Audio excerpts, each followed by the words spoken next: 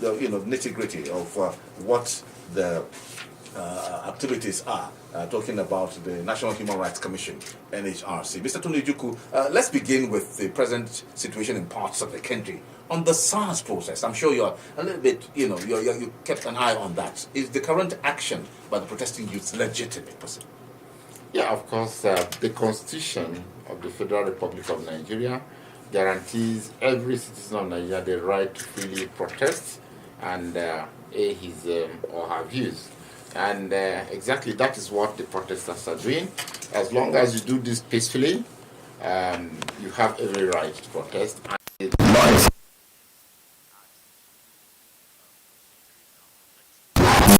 So to that extent, the protesters have a legitimate right to protest. And we've even gone further than that. The protesters have enumerated 5 contentious issues, which is uppermost in their mind. You recall, they say that SARS should be disbanded. Of course, that has been done. SARS has been scrapped. Of course, there is the issue of those who were arrested, that they should be released. Directives have been given on that, and that is being complied with. There is the issue that those who are affected, those who have been injured or tortured or disaffected by SARS, should be compensated. Yes, even the Lagos State government has set up a fund to do that. Government has committed to do that. There is the contention that those who have violated human rights should be prosecuted and disciplined. Yes, the commission is, before the end of this week, the commission will set up an investigation panel to look at all the complaints, all the legitimate complaints that will be made by members of the public. We are going to send out a call for memorandum from members of the public so that anybody who has genuine concern should say so. Also, the report of the panel that investigated the SARS activities before 2018 is going to be implemented. All the officers who were inducted are going to face the process of the law. Those who are going to be prosecuted in court are going to be prosecuted. Those who are going to be given internal disciplinary action will be disciplined. Those who have been awarded damages or compensation and so on and so forth, those issues are going to be revisited. Even tomorrow, the National Human Rights Commission is going to meet with the Police Service Commission, all in furtherance of the discussion of disciplinary action that ought to be given as a result of that report of the white paper on that. Now, as to the issue of mental examination and psychological review of disbanded SARS officers, of course, that has been initiated. The Inspector General of Police has recalled all former SARS officers, and they are going to be reviewed, and it will be done in a transparent manner. If it requires also involvement of civil society in the examination of the SARS officers, that will be done. Everything is being done to make sure that the issues raised by the protesters are addressed, because it is for the good of our people, it is for the good of the country, and the government is committed to that. The National Human Rights Commission is also committed to that, to make sure that the right of Nigerians and that this protest becomes a watershed we can use to move away from our ugly past and make progress. Okay, so I asked the first question with regards to the perceived persecution of those that are at the center of the protest by security personnel. Now, where does the right of a citizen begin and where does it end? Because a lot of people have been asking that. Where does the right of a citizen begin, and certainly where does it end? It's good to have a picture of that. Yeah, I mean, for instance, you have a right to protest, but you don't have a right to be violent, for instance. You don't have a right to destroy. Like yesterday, we saw what happened somewhere in Bega. Everybody, if you are pro-SARS, you have a right to protest. If you are against SARS, you have a right to protest. But you don't have to stop the other person's rights. You don't have to go violent. You don't have to injure others. So your own right stops where another person's own begins. You cannot, while pursuing your own right, you now start infringing on the right of the other. That is a dividing line. Yes. Okay, let's talk generally about human rights protection across various strata of the nation's socio-economic sectors. What is the state of the nation with regards to this? The protection of the rights of... I'm talking about the human rights protection across various strata of the nation's socio-economic sectors. Is it fragile, or is it being observed, generally by Nigerians? Of course, you find human rights is a fundamental thing that is the basis of living. For instance, if you are not alive, your right to life is extinguished. All rights are extinguished. If your right to health is not maintained, you cannot go to school. Your right to education is affected. It will affect your right to livelihood. So all these rights are intertwined, and government has a primary responsibility to protect the rights of the people. And is a lot, in our constitution. There are fundamental rights in Chapter 4, and then there are the socio-economic rights in Chapter 2. But for us in the human rights community, all rights are equal, indivisible, and they enjoy equal force in the law. Because what is the meaning of right to life if you don't have right to food? What is the meaning of right to life if you don't have work to maintain it? How will you enjoy life if you cannot enjoy right to health? If you are sick and you don't get treated, you will die. So all rights are important, they are equal, and the provision of infrastructure all across board to maintain these rights has posed a major challenge to government. And that is why people feel that the government has to do more. And the government, the inadequacies of the system has been thrown up by the COVID-19. You can see how COVID-19 has really exposed our level of readiness to cope with these challenges. But moving forward, I think is an eye-opener, is work in progress, and I think Nigerians are committed ever before to make sure that we hold the government accountable, to make sure that all areas, you can see what is happening in education. People are now making input. They're saying, oh, if children must go back to school, the infrastructure has to be right. The water, there has to be water. They have to have spaces. There has to be electricity, and so on and so forth. And this is how a society develops. There comes a turning point in life. I think we have come to that turning point.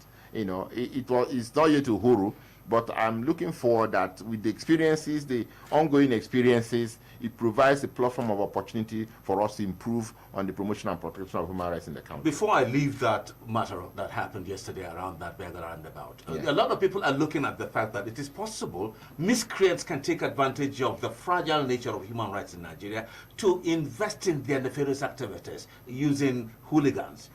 How fragile is the system against that? That is why the fundamental principle is that if people are protesting, they should be provided security so that they can protest peacefully. Now, if the protesters were provided security yesterday, it would have been difficult for hoodlums to infiltrate. Now, hoodlums, parading themselves as fellow protesters, now infiltrated as if they were carrying out their own protests and committed mayhem. So the standard practice, which we encourage, is that anybody protesting should be given security so that the hoodlums will not cash in on that and cause mayhem. Let's move forward. Now, since you became the executive secretary of the NHRC, talking about the commission, how much of the cases have you so far been able to resolve, and in which particular areas would you like to shed some light on? Wow, we resolve so many cases every day. Do you know, in the Human Rights Commission, the statistics we have now shows that within a year we receive well over 1 million complaints. Now, the figure you are giving is 1 million, yes, over 1 million. 1 million complaints a year. We do receive over 1 million complaints a year. And I can tell you, on my table, if I get 100 complaints every day, about 30% of those complaints are going to be on women and children. Domestic violence, domestic rights issues, parental responsibilities, children shelter, sexual and gender-based violence, domestic violence issues. So you find out that we understand from what is going on that also the economic situation in the country has affected the family. And of course, if a father, a breadwinner of the family, is not able to provide shelter over the family, you expect problem. If he's not able to provide food on the table, you expect problem. If he's not able to provide clothing for the children, you expect problem. If he's not able to provide resources for the woman of the house to put food on the table, you expect problem. So we think that improvement in the economic fortunes of the country can help to stabilize the family and to also reduce social and economic challenges we have in the society. And then moving ahead, the other area we have challenge also is violation of human rights by law enforcement agents. Of course, this happens every day. When the basic Nigerian goes out to the police station every day, what does he experience? Does he really experience what they say, police is your friend? Because if you go there for bail, for instance, are you going to get the bail? Is going to be free? And then if you have an investigation to be done, who is going to fuel the vehicle?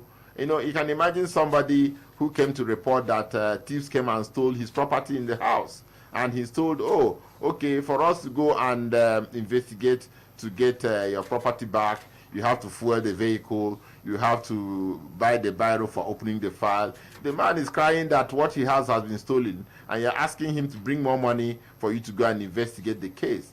Or maybe somebody has been sexually violated. The woman, somebody's daughter has been raped, and you come to report to the police station, and they say, oh, for us to do anything, you have to bring money for us to go and do the test, for us to go and arrest the victim, for us to go, all those kind of things. And this is posing a very big challenge. But yes, there's so much complaint about the Nigerian police, but we must also situate things that the Nigerian police is not well resourced. I need to say this.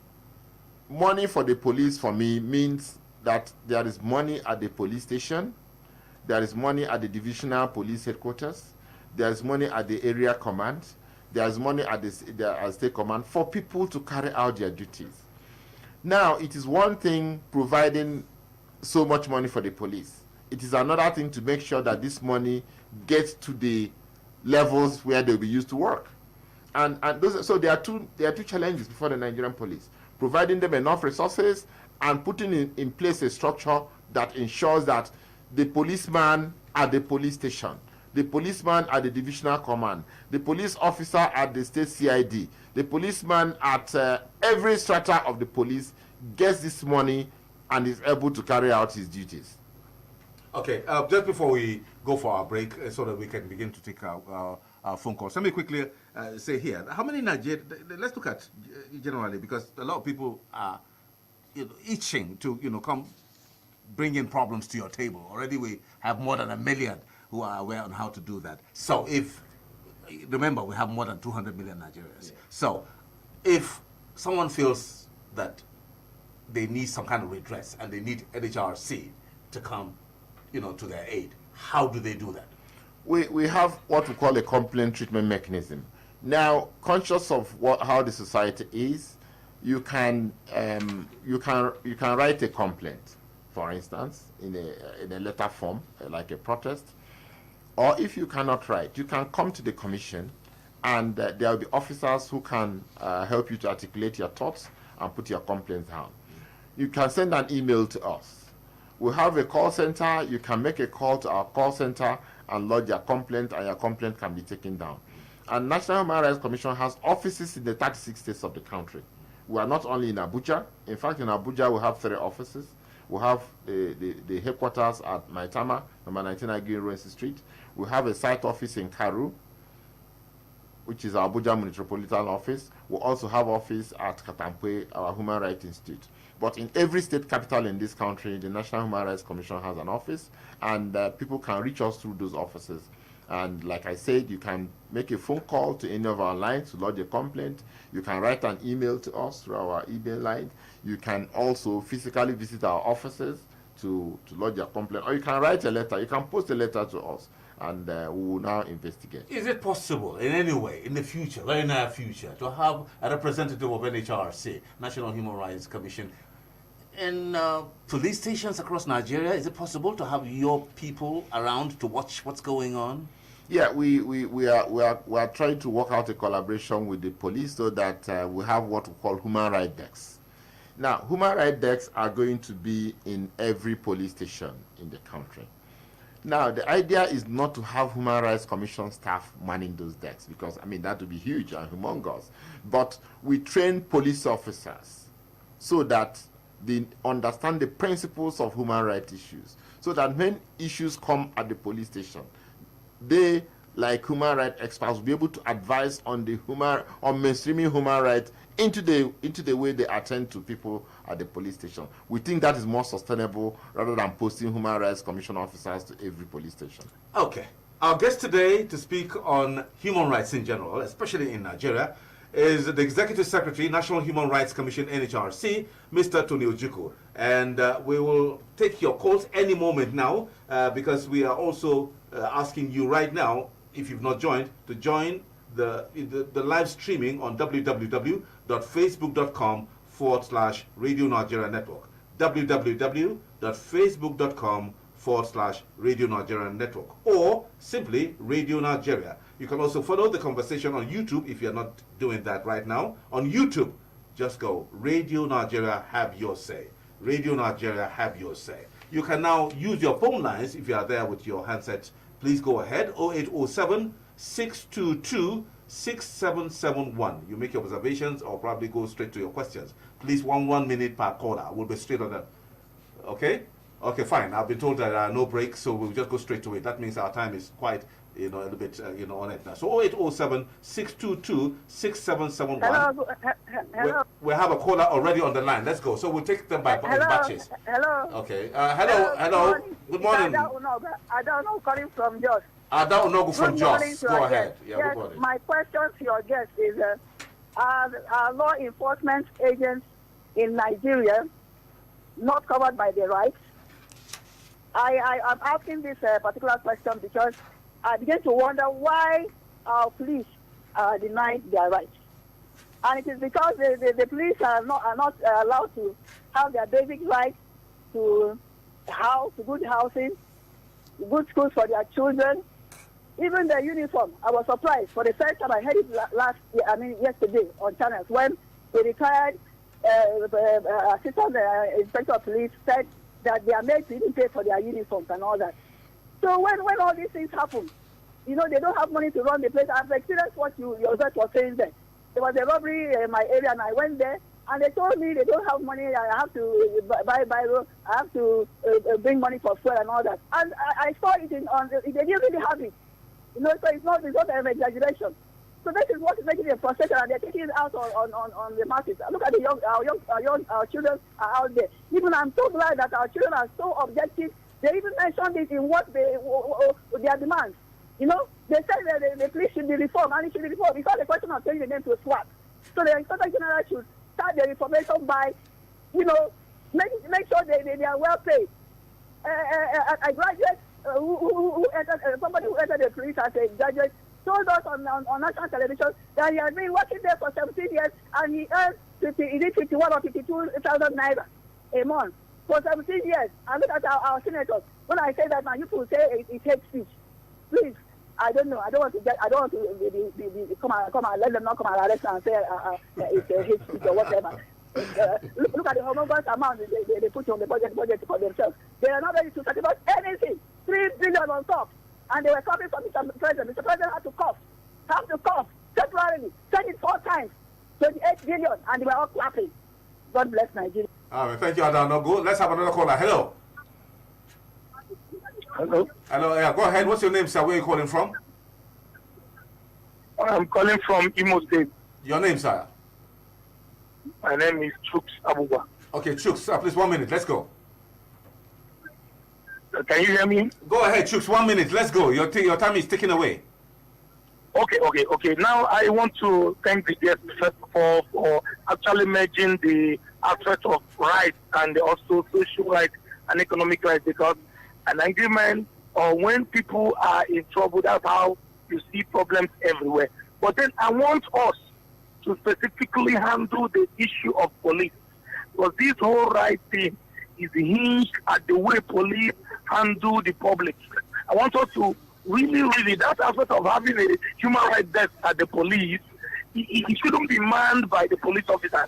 It should be manned by independent, workers to handle such things. So that people who go to the police, we can handle whatever they have come to handle without any problems. Because what we have in Nigeria is where you go to police sees you as a Jews, where they can milk you with, your money, everything goes. So I want us to look at the police very well. Let there be reformation. And they too have their own rights. Police should be taken care of. Their salaries should be increased. Their working conditions, infrastructures should be improved. That's my take. Thank you very much. Thank you. Let's have another caller. Hello. Hello. Good morning. Good morning. Where are you calling from? Your name, please? Okay, I'm Danjuma. I'm calling from Dekina local government area in Kogi State. Okay, Danjuma, 1 minute. Let's go. Okay, my take is that Nigeria is not a poor country. The only problem we are having in this country is lack of good management and transparency. My take on this topic is that every staff of National Human Rights should be at the police station, virtually everywhere in Nigeria. For example, in 2018, I was duped by somebody. I went to arrested the person that sold me a fake property with ICPC, with the knowledge of my client. While ICPC was doing the matter, my client went and arrested me with SARS. At SARS, I told the SARS people that this case was before ICPC already, that ICPC was on the case. Do you know the question? Police has asked me, who is ICPC?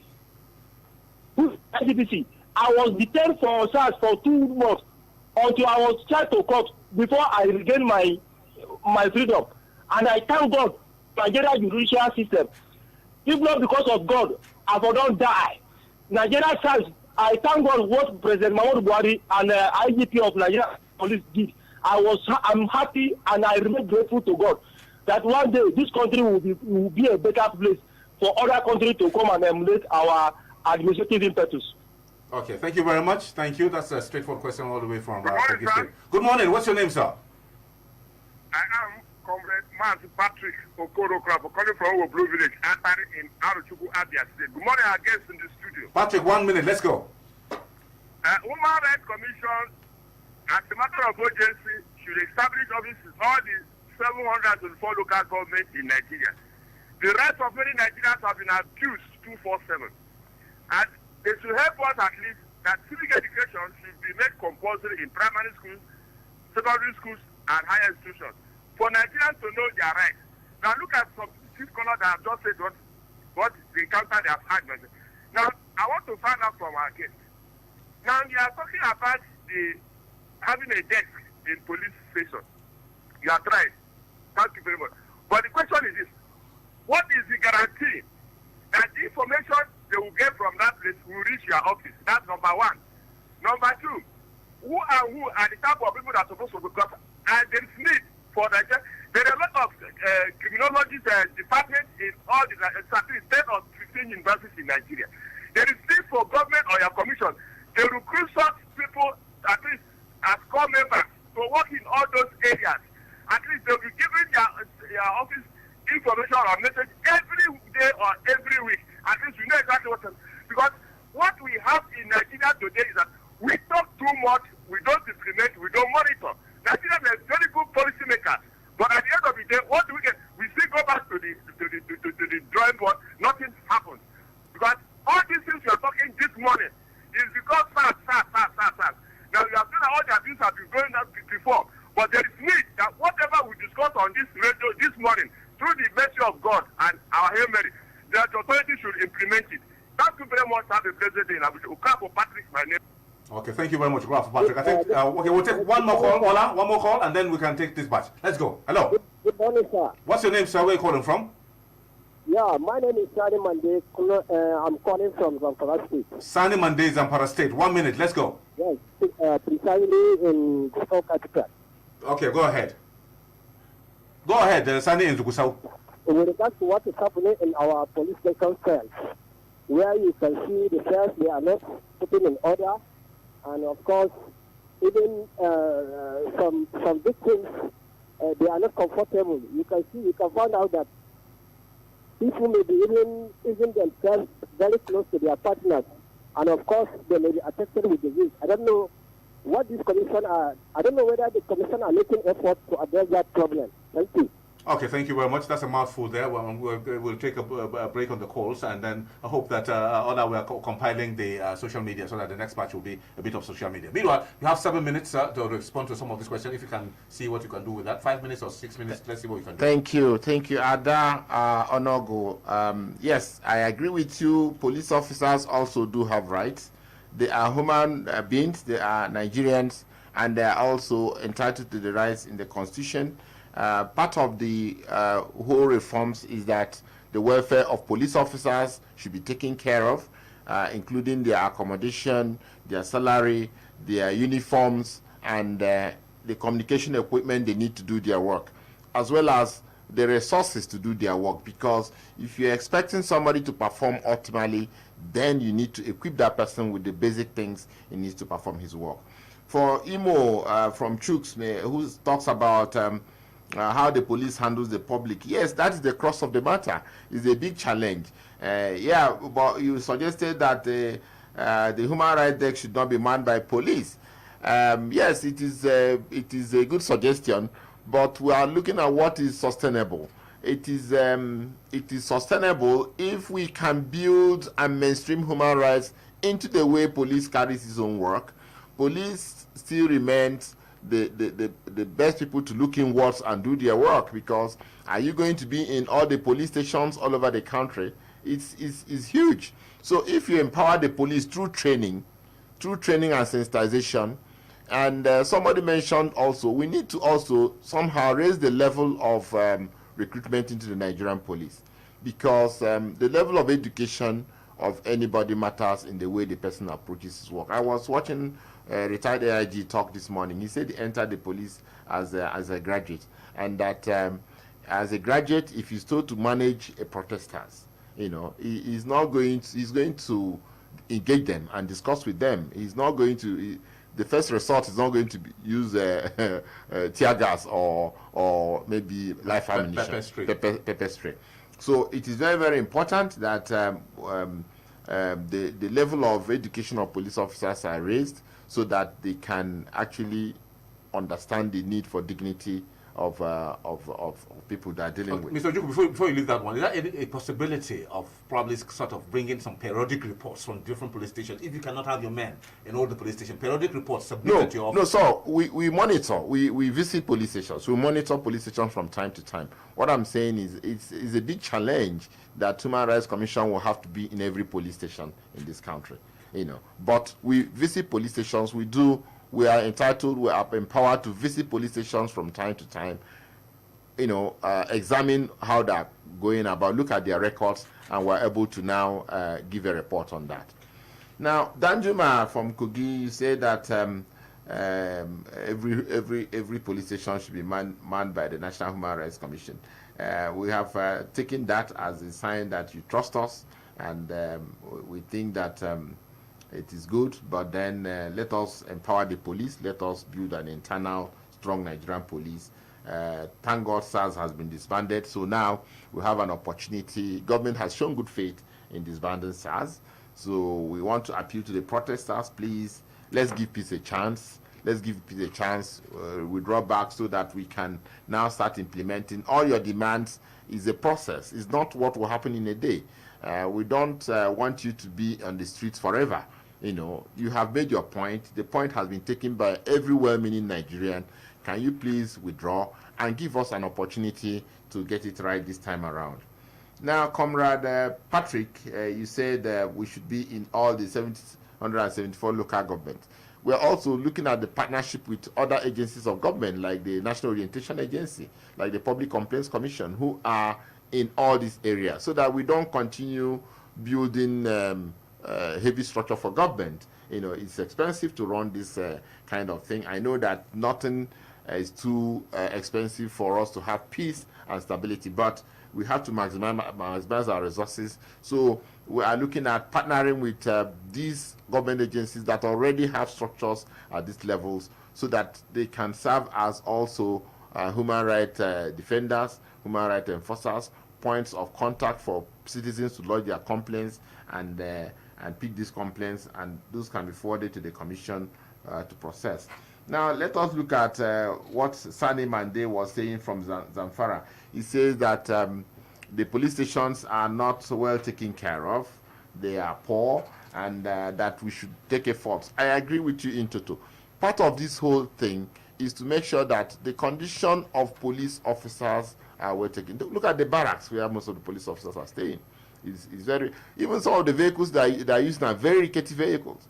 There's no fuel to, in fact, the experience we have in the communities is that most of the checkpoints that are mounted in the local communities where they collect 20 naira is meant to run the police station at the community. And that is very, very sad. It's very, very sad. At times, raids can be organized over a weekend on Friday, and the people put together will be asked to pay 5,000 naira to bail themselves. Now, if you don't bail yourself, by Monday you find yourself in a court, and then you now have to bail yourself from the court. So we think that resourcing the Nigerian police, training the Nigerian police are very, very important. We need to do a holistic exercise. It is not only the Special Anti-Robbery Squad that is a problem. Okay, someone just made an observation here that he believes that the genuine members of the NSAS protest have gone back home to watch the government implement. Now, what is happening is that some people, especially disgruntled politicians, are taking advantage of that to vent their anger in the form of violent opposition. That should be discouraged. Yeah, everybody has his say. This is just the feeling of one person, but all we want to say is that please, the concerns are being addressed, and we don't want a situation where people will continue being on the streets forever. They have made their points. The points have been addressed by government.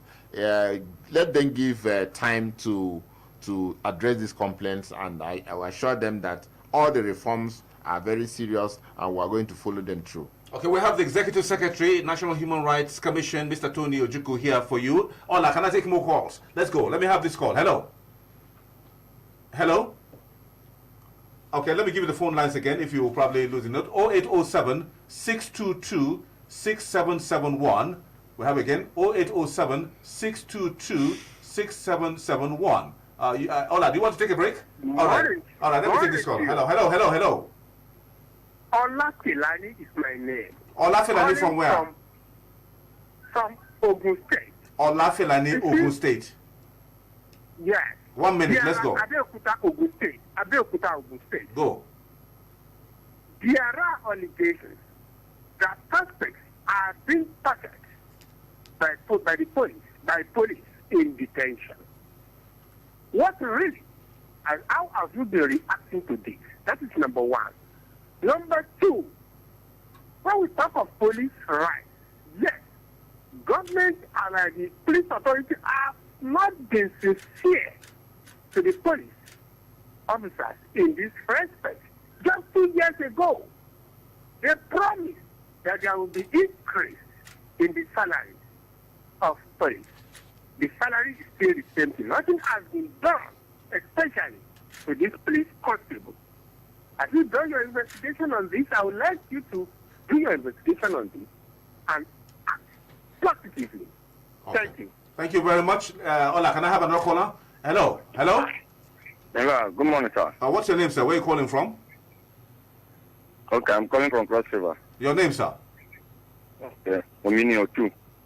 Well, I mean, Mr. Otu from Cross River, go ahead. Okay. Let us not continue to talk about SARS. That is not the only issue in Nigeria. While we are trying to stop the SARS issue, the Arabs are there, jubilating, enjoying that there will be no SARS, so that they will have hands in whatever thing they want to do. So if there is anything that the government will do to make the Nigeria police force, reinform the Nigeria police force to standard, That is what they are supposed to do. Sorry, sir. I heard yesterday in Net On News about the case of police commission and the IG. I don't know the court verdict, the final verdict yesterday. Okay, that's the question. I don't know whether he has the answer, but no, we'll see what happens. We'll see what happens. Ola, can I take another call? Let's go. Hello. Hello. What's your name, sir? Good morning, sir.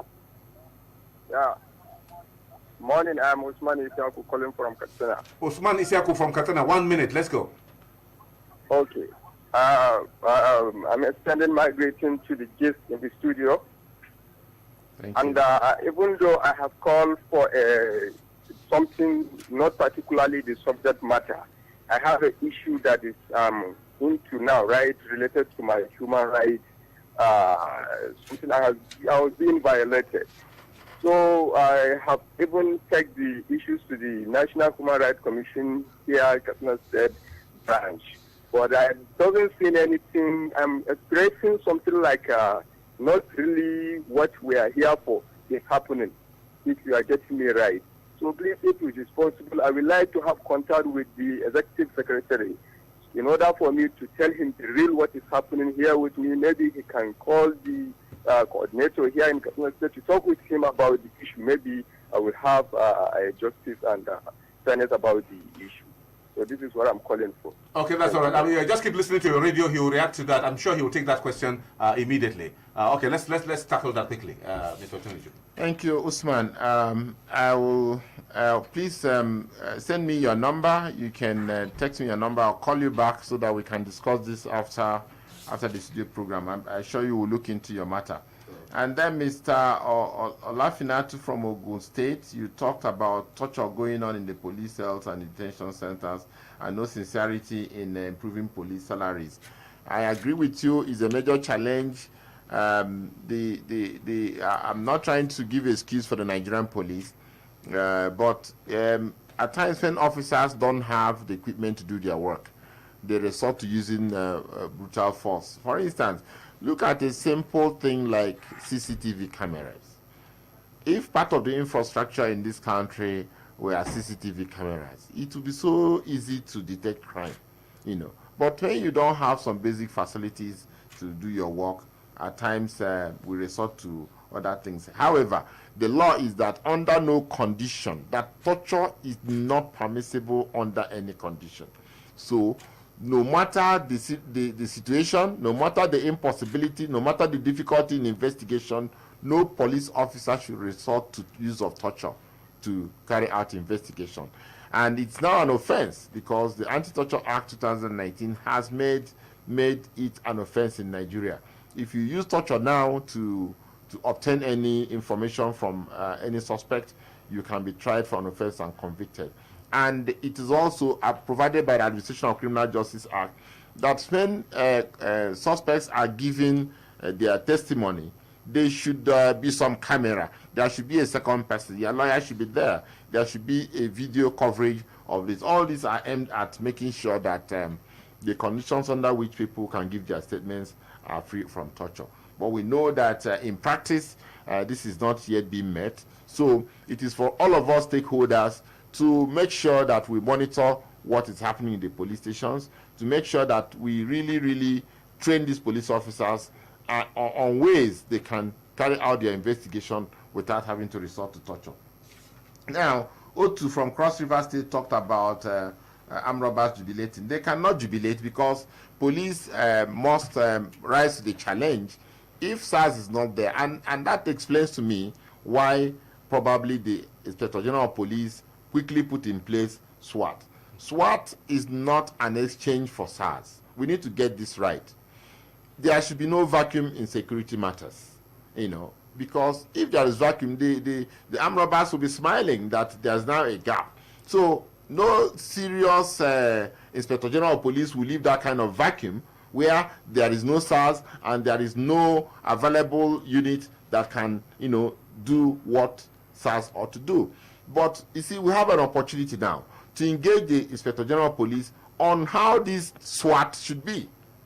We have an opportunity. It's just beginning. We should be part of the recruitment. We should be part of the qualification of officers to serve there. We should be part of the mental examination be part of the training, equipping them with the kind of attitude and so on and so forth, so that we can have the kind of SWAT we need. We have a statement coming in from the police just a couple of hours ago, or recently, just late like yesterday, saying that no member of the former SARS Exactly. We should trust the system. We should engage the system. We shouldn't reject before we know what is happening. Let us engage the system. If you see any former SARS officer who is now in this SWAT, the IG, you cannot say so. You cannot say so. But you cannot from the beginning say no, you don't want. You can't create that gap there, because all of us need to work freely, go to work, and also go back to our families. Okay, you have another question? No, I've told Usman to get in touch with me so that we can... Okay, so maybe some of the lines that are available for Usman and others to get in touch with the Executive Secretary are the National Human Rights Commission. These numbers are for you, members of the public. If you're listening, please, you may wish to take down some of the numbers. 0908 886 4332. One more time, to get to the National Human Rights Commission, 0908 886 4332. Another number, 0705 352 9460. 0705 352 9460. And one more number, 0704 167 8566. 0704 167 8566. And there's a toll-free line, very easy, 112. And that one should even go straight. Toll-free line 112. And then we have another number here. Send your questions. I'm sure I will pass it quickly. 0705. This is coming to Radio Nigeria. Just send it to this number, to Radio Nigeria. We'll pass it on to the National Human Rights Commission. 0705 864 2473. Again, 0705 864 2473. Radio Nigeria. Just send it your question. Please just tag it accordingly. National question for National Human Rights Commission. We'll pass it on. And then there's one simple one. Toll-free number 112. On your handset, just like dial 112. When the operator picks it up, you will tell them that you want to get in touch with National Human Rights Commission, and you'll be hooked up. So please, 112. This you mustn't forget. Nobody should forget 112. 112. One more time. 112. It's toll-free. Nobody will charge you a couple. 112. That will do. Okay. Ola, can we take one more question and then we cap up? All right. Let me have this question. All right. We cap up. Okay. Hello. Hello. Good morning. Good morning, sir. What's your name, sir? This is Mr. Isaac Olotu, all the way from Ondo State. Mr. Isaac Olotu in Ondo State. 1 minute. Let's go. From Ondo State. Yeah. Go ahead. Good morning. Go ahead. I want to commend the Human Rights Commission for the awareness and the orientation, and at the same time, the issue of the Nigerian police.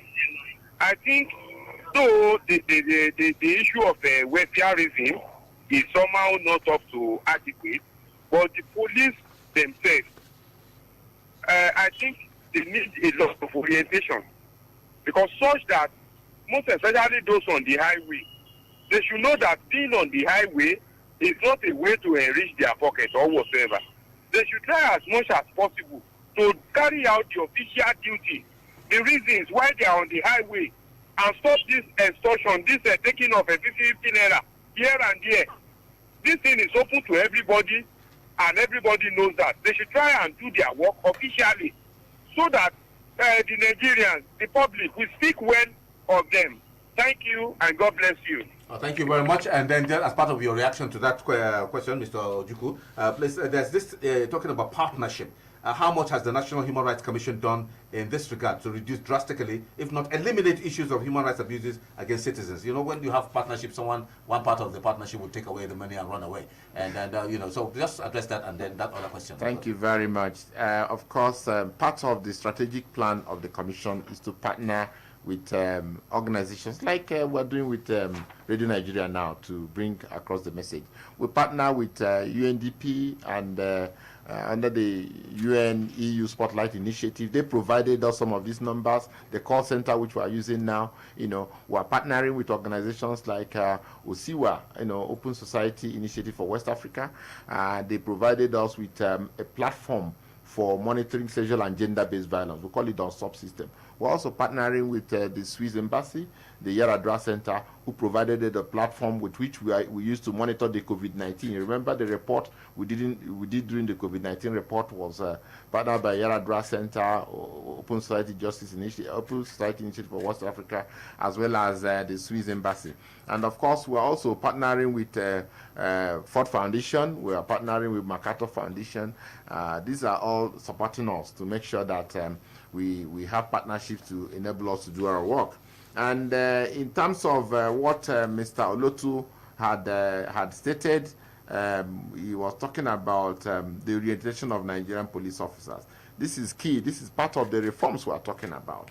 We are partnering with National Orientation Agency. We are partnering with ONSOB to make sure that cases reported to the police stations are quickly taken care of, especially when it comes to things like sexual and gender-based violence. We partner with agencies like OSIWA, like PRAWA, to train police officers, to train prison officers, all to make sure that they get it right. So extortion is not the way, but we are thinking that this new police that we are going to form now, that these things will be a thing of the past. We are going to train them adequately. The government has promised to resource them well, and these partners are waiting to be able to work with them. Key partners like UN, EU Spotlight Initiative, we have MacArthur Foundation, we have OSIWA, we have Ford Foundation, we have PRAWA, we have all the agencies working with the Commission that are committed to make sure that this process with the Nigerian police now will get it right. Okay. So we encourage the protesters to please give peace a chance. You have made your point. Every Nigerian has agreed with you that your points are genuine, and the government, the president himself, has even committed to making sure that there is accountability. We are setting up a panel to look at all the complaints against police officers, and we assure you that every officer who has done something wrong will be made to account for it. So please leave the streets. Okay, so just have a minute for you to say your expectation for Nigerians generally with regards to your commission. My expectation for to Nigerians is to continue. We want to thank them for the support they have given the commission, the confidence they are giving us to work in the commission. We want them to continue to support us. We want them to help us, because if they don't bring the complaints, we will not be there. And when they bring the complaints, please let them make it a little bit easier for us by bringing all the necessary information, by bringing genuine complaints. We don't want trumped up complaints against people. We want genuine complaints, so that when we deal with them, we deal with fairness. And let them also have patience with us, because our system ensures that there is fair hearing. So no matter what your complaint is, we must hear the other side before we can. At times some people are not patient. They want you to act based on their own complaint alone. We must listen to the other side, because it's a human rights commission, so we must be fair in the way we work. And of course, we want to continue to to ask for the support of the National Assembly, to ask for the support of the government, to ask for the support of our development partners. We want to thank Radio Nigeria for giving us this platform to be able to tell people what we are doing, and how they can access us, and how we can be of assistance to Nigerians. So I want to thank you, Radio Nigeria. In trying to garner enough funds to do, because everything depends on funds. A lot of Nigerians are now saying, have every police station a member of the National Human Rights Commission in, which you said is almost impossible for now. So talk about funding. What can you say quickly? The funding. Make your appeal here. You don't have to queue up please, at the villa. It needs to be improved. It needs to be improved. But we thank God for the assistance they've given us so far. But we need more to be able to do more work. Okay, then. Thank you very much. Let's quickly say thank you, sir. Ola, can we begin to go? Fine. Let's say thank you very much to the Executive Secretary, National Human Rights Commission, NHRC, Mr. Tony Ojiko. I hope you had a wonderful